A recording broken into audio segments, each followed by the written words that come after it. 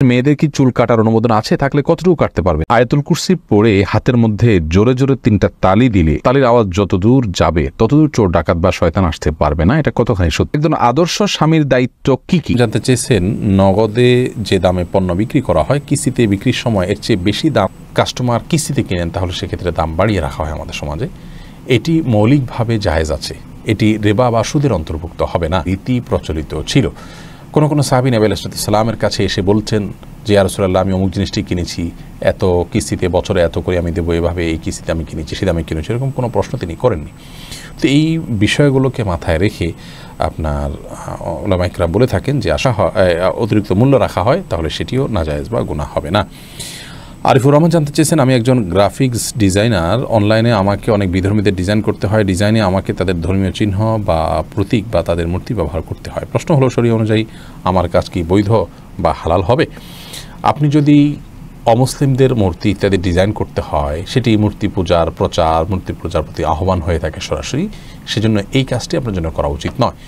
কারণ এটা ওয়ালা তাআওয়ানু আল ইসমি ওয়াল উদওয়ান, সীমা লঙ্ঘন এবং গুনাহের কাজে তোমরা একে অন্যের সহযোগিতা করো, এই হাদিসের বরখেলাফ হয়ে যায়, এর ব্যতিক্রম হয়ে যায়, সেজন্য এটি জায়েজ নয়। তবে বিধর্মীদের যদি অন্য কোনো স্বাভাবিক কাজকর্ম করেন, তাদের ব্যবসায় কোনো ডিজাইন বা অন্য কোনো কাজ করে দেন, তাহলে সেক্ষেত্রে কোনো অসুবিধা নেই। যেটি শিরক, আল্লাহর সঙ্গে শিরক স্থাপন করার মতো কোনো বিষয় যদি আপনি তাদেরকে সহায়তা করেন বা সেরকম কোনো কাজ যদি আপনি করেন, সেরকম ডিজাইন যদি করেন সরাসরি, যেটা দিয়ে শিরকের কাজে ব্যবহার করা হবে বা শিরকের প্রতীক, তাহলে সেটি জায়েজ নয়।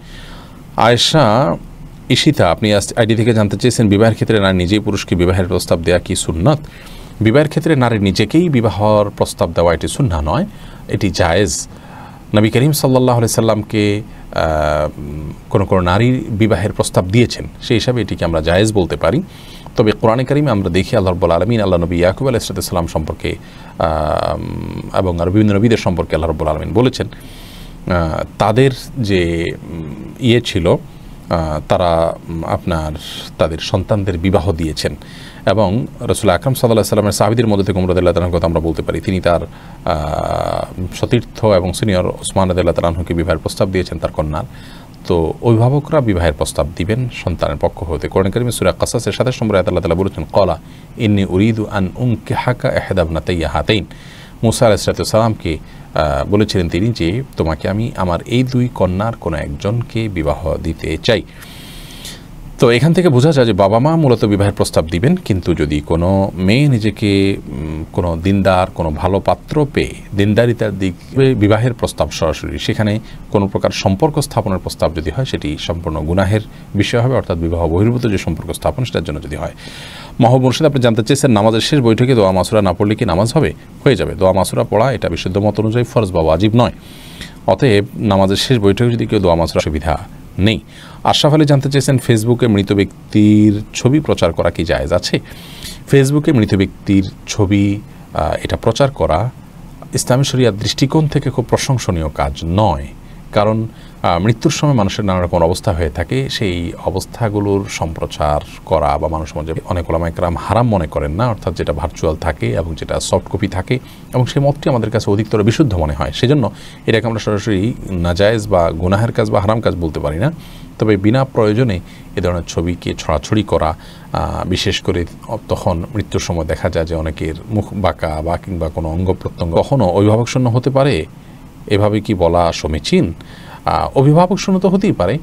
অভিভাবক ওলামায়ে কেরাম হলেন মুসলমানদের অভিভাবক, অতএব ওলামায়ে কেরামের বিয়োগে কোনো উল্লেখযোগ্য আলেম, উল্লেখযোগ্য কোনো এটা হতে পারে, এক অভিভাবক গেলে আরেক অভিভাবক আসবে, অতএব এটি বলাতে আমরা দোষের কোনো কিছু দেখি না। সহিহ বুখারী হাদিসে আসছে, নবী সাল্লাল্লাহু আলাইহি ওয়াসাল্লাম ইলমা বিকাবদিল উলামা, তবে ওলামায়ে কেরামকে নেয়ার মাধ্যমে আল্লাহর বলে। জান্নাতুল তাসনিম আপনি জানতে চেয়েছেন, বর্তমানে কৃত্রিম উপায়ে বিভিন্ন ডিজাইনে সৃষ্টির পরিবর্তন বলা যাবে না, সেটির মধ্যে এই ফল, মূল, ফসল প্রকার পরিবর্তন করি এবং সেই পরিবর্তনটা সৃষ্টির পরিবর্তনের মতো বোঝা যায়, ওই পর্যায়ের হয়, তাহলে সেক্ষেত্রে সেটি নিষিদ্ধ এবং এখানে সেটিকে বোঝানো হয়েছে। আল্লাহু আকবার এই আইডি থেকে আপনি এর ভয়াবহতা এবং পরামর্শ দিন। দেখুন, যুবক ছেলেরা বালেগ হওয়ার পর অনেক সময় দেখা যায় তাদের স্বপ্নদোষ হয়েছে। তো এটি অত্যন্ত গর্হিত একটি বিষয়।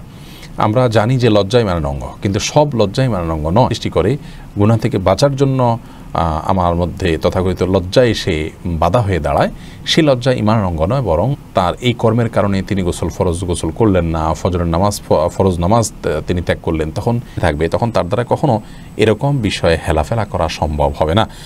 একজন যুবক তিনি যদি তখন তিনি অবশ্যই লজ্জাকে ছাপিয়ে তার জীবন রক্ষা করার জন্য সচেষ্ট হবেন। ঠিক তেমনিভাবে একজন ইমানদার, শুনেছি নবীজি সাল্লাল্লাহু আলাইহি ওয়াসাল্লামের দৌহিত্র হোসেন রাদিয়াল্লাহু তাআলাকে ইমাম হোসেন বলা উচিত নয়।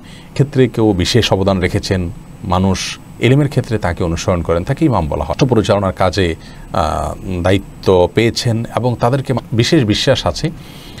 12 জন ইমাম সম্পর্কিত একটি হাদিস আবু দাউদে বর্ণিত আছে। সে সম্পর্কে আহলে সুন্নাহ আরও কিয়ামতের আগে এমন কিছু শাসক আসবেন যে শাসকরা সেই 12 ইমামের সংখ্যা পূরণ করবেন। কিন্তু সাহাবায়ে কেরামকে তাদের বিশ্বাস এবং আকীদার অংশ হিসাবে তারা কাফের মনে করেন তাদের বেশিরভাগ লোকেরা, এবং তাদেরকে গালমন্দ করেন। বিশেষ করে আবু বকর রাদিয়াল্লাহু তাআলা আনহুকে, ওমর রাদিয়াল্লাহু তাআলাকে গালমন্দ করেন, মুসলমান গ্রহণ করতে পারে না। তো সেগুলোর বিপরীতে তারা ইমাম আলী, ইমাম হাসান, ইমাম হোসেন, তো সেটার অনুকরণে যদি ইমাম বলা হয় সেটি অবশ্যই তাদেরকে ইমাম বলার হক আরও বেশি। তারা তো রাষ্ট্রের দায়িত্ব পালন করেছেন, সেই হিসাবে তারা হয়। এবং পৃথক করা বলতে পৃথক তো বটেই, তারা একদিক থেকে পৃথক, তারা আহলে বাইতের সদস্য। সাধারণত এনাদের নামের শুরুতে ইমাম এই শব্দের যোগটা তারা করে থাকে একটি বিষয়। বাকি এমনিতে তারা অবশ্যই আমাদের ইমাম। আর সালাম তাদের প্রতি ভালোবাসা যেন আমাদের থাকে সেজন্য নির্দেশনা পর্যন্ত দিয়েছেন। কারণ আয়াতে তার নির্দেশনা রয়েছে, কে তাচ্ছিল্য করব বা তাদেরকে অন্যদের থেকে সম্পূর্ণ পৃথক করে আমরা তাদের ব্যাপারে না সীমালঙ্ঘন করব, না তাদের ব্যাপারে কোনো প্রকার ত্রুটি করব, তাদের সায় ভক্তিতে সীমালঙ্ঘন আমরা করব না। এরপরে প্রশ্ন, আপনি কোনো লোন নিয়েছেন, সেই লোন পরিশোধ করার ব্যবস্থা আপনার রয়েছে, তার উপর ভিত্তি করে আপনি দান সদকা করতে পারেন, ব্যবস্থা আছে কি না, সদিচ্ছা আপনার আছে কি না, এটি হলো মৌলিকভাবে আপনার জন্য লক্ষ্য। গেলে আপনজন মনে করে, কথাটা কি সত্য?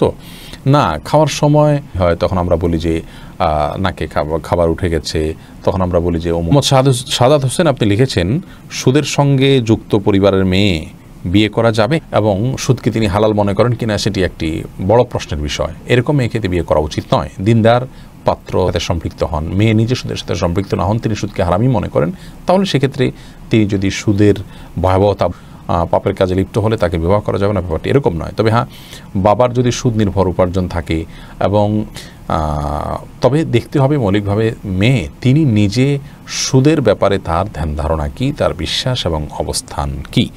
তিনি আল্লাহ নবী মুসা আলাইহিস সালামকে আল্লাহ রাব্বুল আলামিন মুক্তি দিয়েছেন ফেরাউনের বিরুদ্ধে। ফেরাউন পৃথিবীর সেই শাসকদের মধ্যে ছিলেন। আল্লাহদ্রোহী এই সীমালঙ্ঘনকারী মানুষকে আল্লাহ রাব্বুল আলামিন শায়েস্তা করেছেন আসরের এই দিনে। কেন? আল্লাহ তাআলা তাকে একসময় পাকড়াও করেন, হয়তো সময়ের প্রয়োজন হয়। আর এই পৃথিবীর বাস্তবতা হলো মানুষ যখন ক্ষমতা পায়, অস্তিত্বকে পর্যন্ত অস্বীকার করে বসে, নিজেকে আল্লাহ দাবি করার মতো অবস্থানে চলে যায়। তো এরকম অবস্থায় যখন যায় আল্লাহ তাআলা করে, আর মাজলুমদেরকে আল্লাহ তাআলা একসময় সাহায্য করেন, সেটা হয়তো অনেক পরে হয়, যেমনটি আমরা দেখেছি মুসা আলাইহিস সালাম এবং তার বংশ। কিবতী ঘটনা থেকে আমরা যে শিক্ষা পেতে পারি তা হলো অন্যায় এবং অবিচারের বিরুদ্ধে সবসময় অবিচল থাকসের জায়গায় কোনো প্রকার কম্প্রোমাইজ না করা। সেই শিক্ষা কারবালার ঘটনা আমাদেরকে শিফা।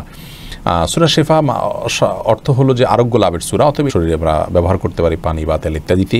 সূরা ফাতিহাকে যেহেতু সূরা দিলেন এবং এক লোকের সাপে দংশন করেছে, তারা সূরা ফাতিহা পড়ে এবং এই ঔষধগুলোর ক্রিয়া এগুলো অলৌকিক হয়ে থাকে। জন্যে আবদিবি বান্দা আমার প্রতি যেমন ধারণা করবে, যেমন সুধারণার আলাদা বিছানায় থাকতে পারবে কি? ভাই বোন এক ঘরে নিষিদ্ধ, দুই বোনও যদি একসাথে হয় তারা নিষিদ্ধ। আর এক ঘরে থাকা যাবে যে বলেছি সেটা হলো যখন পুরুষ একাকী কোথাও থাকবে না, অতএব প্রাপ্তবয়স্ক হলে বা প্রাপ্তবয়স্কর কাছাকাছি। এরপরে আব্দুর রউফ আপনি লিখেছেন গোসল করার সময় ওযু না করলে কি শরীর কি? গোসলের সুন্নাহ পদ্ধতি হলো আপনি যখন গোসল করবেন আগে, কিন্তু এটি যদি আপনি অবলম্বন না করেন বরং আপনি র্যান্ডমলি আপনি গোসল করে চলে আপনি আইডি থেকে লিখেছেন গ্রামেগঞ্জে আশুরা উপলক্ষে যদি কিছু বলেন। ভাই আসাদ, এরকম কোনো নামাজের কথা আল্লাহ নবী সাল্লাল্লাহু আলাইহি ওয়াসাল্লাম আমাদেরকে শিক্ষা দিয়ে যাননি। একজন বলেছেন সেগুলো তোমরা গ্রহণ করো, ওমা নাহাকুম আনহু ফান্তাহু, তিনি যা নিষেধ করেছেন সেগুলো থেকে সুসাব্যস্ত নয়। এরকম কোনো কিছুকে দিনের করণীয় কাজ হিসাবে আমরা গ্রহণ করতে পারি, প্রমাণিত না, এটি আমরা অবলম্বন করব না। ভাই সাইফুল ইসলাম আপনি লিখেছেন মসজিদ মাদ্রাসায় যদি কেউ কোনো জমি দান করে থাকেন তখন সেটার মালিক হয় ওই মসজিদ বা মাদ্রাসা। সেটার কোনো ফল বা ফসল যদি হয়, সে ফল বা ফসল আমরা খেতে হলে কিনে লোক মুসল্লি এই হিসাবে আমরা ভোগ করবো এরকম কোনো সুযোগ নেই। যেই খাবেন তিনি সেটার বিনিময় দিয়ে প্রতিষ্ঠানকে তারপর তিনি খেতে পারবেন। দেখলে দিনের বেলায় কষ্ট হয়, তখন অনেকে বলেন যে নিজের আত্মাকে কষ্ট দিলে কষ্ট হবে, সেটাই তো স্বাভাবিক, ইবাদত করতে কষ্ট হয়।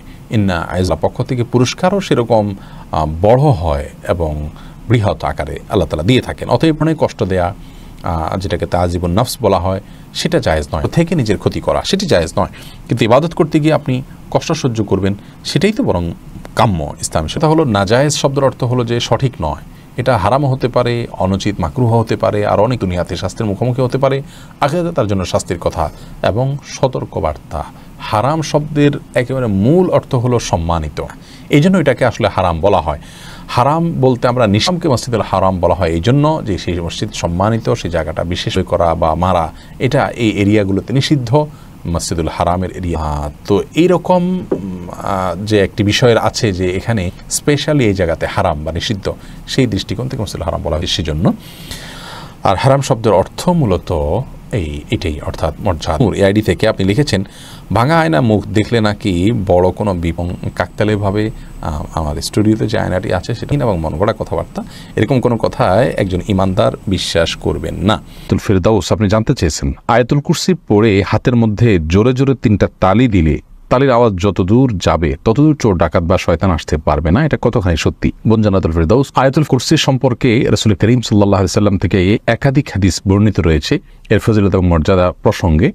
তার একটি মর্যাদার বিষয় এও যে যেই বাসায়, যে ভবনে বা যে বাড়িতে বা যে জায়গায় বসে আয়াতুল কুরসি রাতের বেলায় তেলাওয়াত করা হয় সেখানে আল্লাহ রাব্বুল আলামিন চুরি দাড়ি এগুলো থেকে তাদেরকে হেফাজতে রাখেন। অতএব আয়াতুল কুরসির এটি একটি ফজিলত বিশুদ্ধভাবে প্রমাণিত যে সেখানে আয়াতুল কুরসি পাঠ করলে আর চুরি হবে না ওই রাতে। কিন্তু এর মানে এই নয় যে যেমনটা আপনি বলেছেন যে 3বার তালি দিতে হবে, তারপর তারের আওয়াজ যতদূর যাবে ততদূর আপনার প্রোটেকশনে চলে আসবে, এরকম কোনো কথা কোনো বিশুদ্ধ হাদিসে বর্ণিত হয়েছে বলে আমাদের জানা নেই। রেজাউন আহমেদ শুভ আপনি জানতে চেয়েছেন, একজন আদর্শ স্বামীর দায়িত্ব কি কি? একজন আদর্শ স্বামীর দায়িত্ব হলো তার স্ত্রীর শারীরিক চাহিদা পূরণ করা, তার স্ত্রীর আর্থিক চাহিদা অর্থাৎ ভরণ পোষণ এগুলোর ব্যবস্থা করা, তার সাথে সুন্দর আচরণ করা। আল্লাহ বলেছেন, ও আশিরুহুন্না বিল মারুফ, আমরা স্ত্রীদের সঙ্গে যথাযথভাবে বসবাস করবে, সামাজিক যে তাদের মর্যাদা আছে সেটাকে লক্ষ্য করে বসবাস করবে, গালমন্দ করবে না, অযথা তাকে কষ্ট দিবে না এবং অযথা প্রহার করবে না এবং তার প্রতি অসম্মান অশ্রদ্ধা এরকম কোনো কিছু করবে না, যথাসম্ভব তার কাজে হেল্প করবে। রাসূল করিম সাল্লাল্লাহু আলাইহি ওয়াসাল্লাম